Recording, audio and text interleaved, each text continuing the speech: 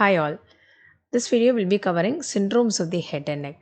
There are varieties of syndromes of head and neck, but only the important syndromes of head and neck with the classical features are covered in this video for a quick brush up for last minute preparation. First one, Asher syndrome. So Asher syndrome, it has three classical features: blepharochelosis, double lip, and non-toxic goiter. The oral finding is the double lip, which is very classical for Asher syndrome. Blepharochelosis means inflammation and edema of the eyelid. When it starts as a angineurotic edema of the both eyelid, and with the disease progresses, it becomes blepharoptosis. Blepharoptosis is the other name for ptosis, which is a drooping of eyelid. So classical feature is drooping of eyelid and double lip for Asher syndrome. Second one is Apert syndrome. So Apert syndrome consists of craniosynostosis, which is a premature fusion of cranial suture, and syndactyly, which means fusion of fingers and toes. So Apert syndrome closely resembles a Crozon syndrome. The difference between Apert syndrome and Crozon syndrome is Crozon syndrome has only the craniosynostosis feature, whereas Apert syndrome has additional syndactyly feature as well. So because of craniosynostosis, the patient has severe midface retrusion and leads to exophthalmosis. So clinically, if you see the patient, they will have a severe exophthalmosis as the suture has completely closed very early at stage. Patient will have popped out head and exophthalmosis.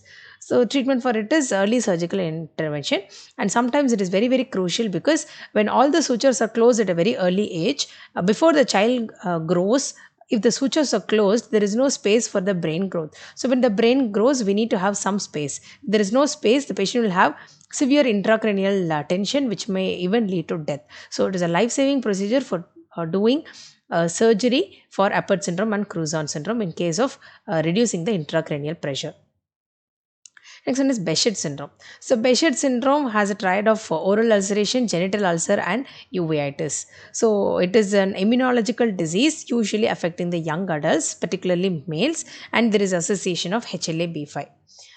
Usually it undergoes spontaneous remission, so we don't need any drug, and if we just leave it by itself, it gets resolved in a certain amount of time.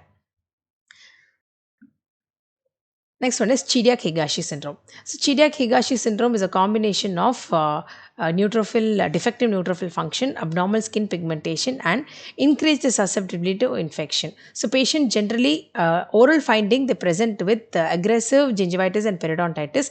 Typically in children itself, those who have, if you see the blood profile, they'll have defective neutrophil function, and if you see the oral cavity, they'll have aggressive periodontitis. Then you can come to a diagnosis of Chidiac-Higashi syndrome. Obviously, with an abnormal skin pigmentation, you can conclude the syndrome. Next one is cleidocranial dysplasia or cleidocranial dysostosis. So, cleidocranial dysostosis, as the name says, cleidocranial. Cleido means clavicle. Cranial means some cranial bone disorder. So, cleidocranial dysplasia has a classical feature of absent clavicle. Patient either will have a very hypoplastic clavicle or an absent clavicle, which means only the clavicle is the one which prevents the shoulder from touching towards each other. So in case if there is no clavicle for the patient can approximate both the shoulder and bring it into one center place. So that is a classical feature of cleidocranial dysplasia. And in the cranial, if you see, the features include delayed ossification of cranial bones and a large and short skull.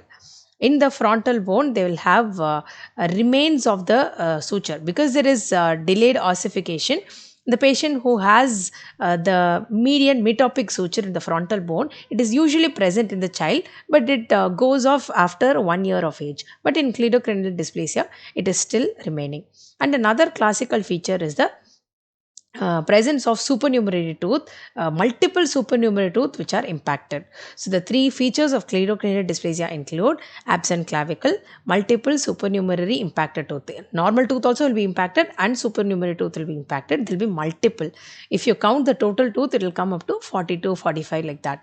And then uh, delayed ossification of the skull. Next one is Cri-du-Chat syndrome. Cri-du-Chat syndrome is a chromosomal abnormality caused by deletion of part of the short arm of chromosome number 5. This results in microcephaly, hypertelorism, round face, and a broad nasal bridge with malformed ears. There is associated laryngeal hypoplasia that causes a characteristic shrill cry. That is why it is called as cry do chat syndrome.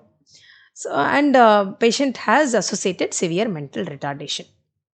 Next one is Crouzon syndrome. So, as I have stated earlier, it has close resemblance to an Apert syndrome, but Apert syndrome has associated syndactyly. So, Crouzon syndrome, there is just cranial feature, which is premature fusion of cranial suture, mid-face hypoplasia, and shallow orbit with proptosis of the globe of the eye. Radiographically, Crouzon syndrome patient will have a characteristic beaten copper skull appearance.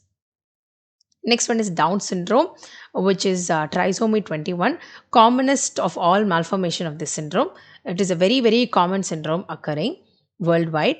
And the facial appearance, there is brachycephaly, mid-face retrusion, small nose with flattened nasal bridge, and upward sloping of the palpebral fissure, which is called as mongoloid slant. And dental feature, there is macroglossia and delayed eruption of teeth. But the patient also has general defect like heart defect and atlantoaxial subluxation, anemia, and increased risk of leukemia. Next, Eagle syndrome. Eagle syndrome is the abnormal elongation of styloid process. So, when the patient has abnormal elongated styloid process, when they turn towards the right and left suddenly, there will be close occlusion of the carotid artery, which will lead to sudden syncope or some vertigo for the patient.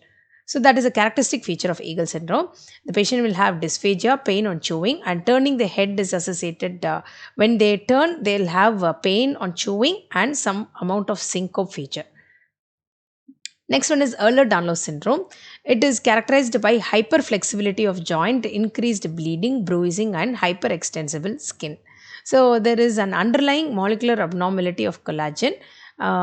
There are many types of Ehlers-Danlos syndrome, of which bleeding is common in the type 4. There is periodontal disease in the type 8 of Ehlers-Danlos syndrome. Pulp stones are seen in all the Ehlers-Danlos syndrome cases. Next one is Frey syndrome. It is also called as auriculotemporal syndrome or auriculotemporal disorder. So here it is an acquired syndrome. It does not occur congenitally. It is because when we do a surgery, we cause some damage to the auriculotemporal nerve, which will ultimately lead to Frey syndrome. So it is also called as gustatory sweating, which means whenever the patient is trying to eat or before eating, when they see a food, whenever they are salivating, they'll have sweating near the ear region.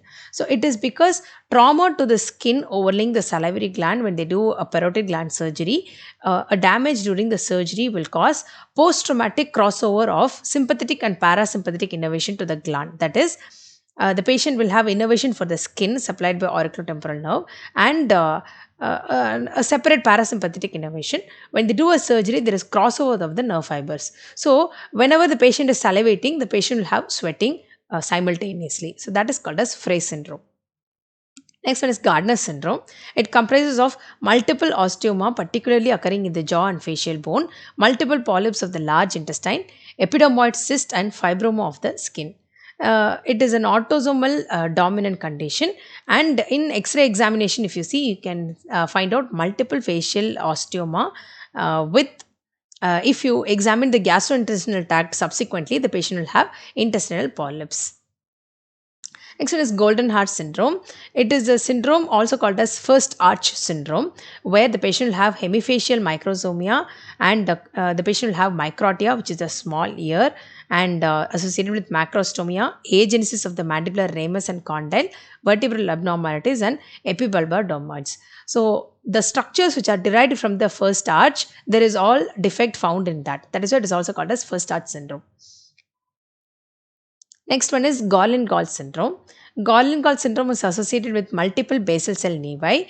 The patient presents with multiple basal cell carcinoma, multiple odontogenic keratosis, vertebral and rib anomaly, which usually consists of a bifid rib, and calcification of the falx cerebri. The cranial feature or the dental features include frontal bossing, mandibular prognathism, hypertelorism, hydrocephalus, and eye and endocrine abnormalities. Next one is Heatford syndrome. Heatford syndrome is also called as uveoparotid fever, which is characterized by sarcoidosis with associated lacrimal and salivary gland swelling, uveitis, and fever. Next one is Horner syndrome. Horner syndrome consists of constricted pupil, which leads to meiosis, drooping of the eyelid, which is called as ptosis. There is unilateral loss of sweating on the face and enophthalmos. Next one is Hurler syndrome, which is a mucopolysaccharidosis causing growth failure and mental retardation. Usually, the patient dies at the second or first end of the first decade or the second decade of life. The patient dies because of abnormal accumulation. So, the patient presents with a large head, frontal bossing, hypertelorism, and coarse feature, which gives a classical appearance of Hurler syndrome. Ectodermal dysplasia, it is characterized by hypohidrotic type is the most common one. Patient will have lack of hair, reduced amount of sweating, which is called as anhidrosis or hypohidrosis. Patient will have saddle nose. Clinically, oral feature, the patient will have dysplastic enamel formation. So, all the incisors will not have proper shape. Multiple tooth will be lost. So, patient will have either oligodontia or enodontia, and the crown features, they'll have conical shaped crowns. Next one is Larsen syndrome, which is an autosomal dominant condition most commonly seen in females. It consists of cleft palate, flattened face, multiple congenital dislocation, and deformities of the feet. Usually, the patient present with a short stature. Next one is Marfan syndrome. Marfan syndrome closely resembles an Ehlers-Danlos syndrome, but the hyperextensibility of the skin, which is seen in Ehlers-Danlos syndrome, will not be seen in Marfan syndrome. Apart from that, the other typical feature of Marfan includes tall, thin stature, arachnodactyly, which is called as spider legs or spider hands. So, patient will have long, thin spider-like hands. Then dissecting aneurysm of the thoracic aorta, aortic regurgitation, floppy mitral valve, and high arched palate. Next one is McCune-Albright syndrome. McCune-Albright syndrome is seen in polyostotic type of fibrous dysplasia. So, a polyostotic fibrous dysplasia which involves skin pigmentation and endocrine abnormality is called as McCune-Albright syndrome. Next one is Melkers and Rosenthal syndrome. It consists of facial paralysis, facial edema, and fissured tongue. It is also grouped under the condition of orofacial granulomatosis. Next one is multiple endocrine neoplasia. So, multiple endocrine neoplasia, it is a group of condition affecting the endocrine gland, of which we have men type 1, men type 2A, men type 2B. So, you can remember by the mnemonic 3P for type 1, and for type 2A 1M and 2P, and type 2B it is 2M and 1P. Next one is orofacial digital syndrome. Orofacial digital syndrome, other name is Moore syndrome. It is characterized by lobulated tongue, midline cleft of lip, high arched palate, broad nasal root with wide bifid nasal tip, hypertelorism, micrognathia, brachydactyly, syndactyly, and polydactyly, hearing loss, and with retardation is very, very minimal. Usually, the patient presents a normal intelligence. And we have papillon-Leverfray syndrome. It is palmoplantar keratosis. Patient, the oral features include juvenile periodontitis, and the general features are keratosis of the palm and plantar aspect. Next one is Plummer-Vinson syndrome. The other name for it is Patterson-Brown-Kelly syndrome. It is associated with iron deficiency anemia, dysphagia, and angular cheilitis. Next one is Peutz-Jeghers syndrome. It is an autosomal dominant condition associated with melanotic pigmentation of the skin, usually present in the perioral region, with associated freckles and intestinal polyposis. The polyposis seen in Peutz-Jeghers syndrome and Gardner syndrome is usually they are all same, they are all benign, but in Gardner it is a benign one. Usually the Peutz-Jeghers one is more benign compared to the Gardner syndrome. Gardner syndrome, we have to always have a close follow-up. Next one is progeria. It is a collagen abnormality, causes dwarfism and premature aging. So, classical facial appearance is disproportionate small face with mandibular retrognathia and beak-like nose.